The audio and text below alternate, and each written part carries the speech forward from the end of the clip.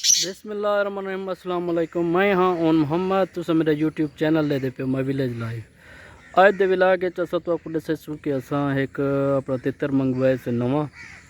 ते नवी इंट्री है तो हूँ दे नाल तो आपको दिखेनू हुकूं तो हूँ दी सूरत हाल लिखेनू शीदी तितर नवी इंट्री ते तो आपको जोड़ता है हूँ तो बोल सुन मैनू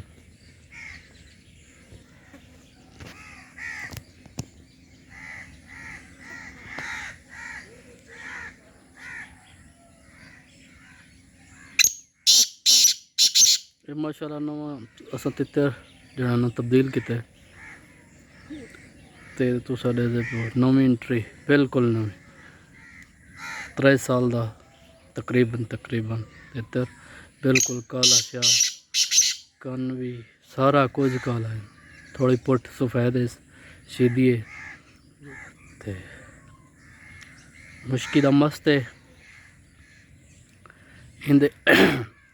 इंदे अलावा मिस्सी दा मस्त है मुश्की दा जालिम मस्त है पर खोलते लड़ते होंगे ते बस अल्लाह नसीब करे इंशाल्लाह कोशिश तो ये है।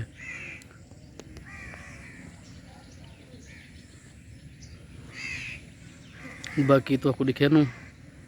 सूरत हाल तितरे छाली ये मालकी कार आवे सारी तो वाला तो आपको दिखे सुन नवा सूरत हाल अज ही ये साढ़े को आए तो अज ही बगैर मालकी दे ये बुलेंदा पे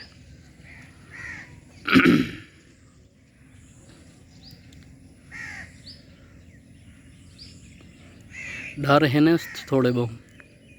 ज़्यादा कैंसी बिल्कुल सीधी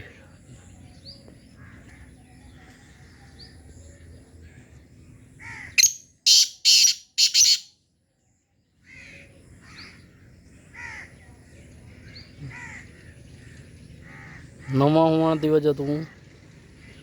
बहू जरा ना थोड़ा जा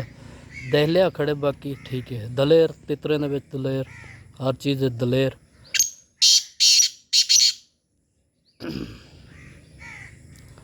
बाकी माल की करे सी मज़ीद ये थोड़ा कमज़ोर भी है वो क्योंकि व्यापारी कनु साढ़े को आया पे ते असा को डिठी वध्या से पिछों ये चंगा चलता ते थोड़ा मार वगैरह पित पे कमज़ोर वगैरह है ते हफ्ते बाद तो मला ही वीडियो बड़े सू अस तो आपको तितरें दे दिखे सू सूरत हाल के तितरें किमें चलते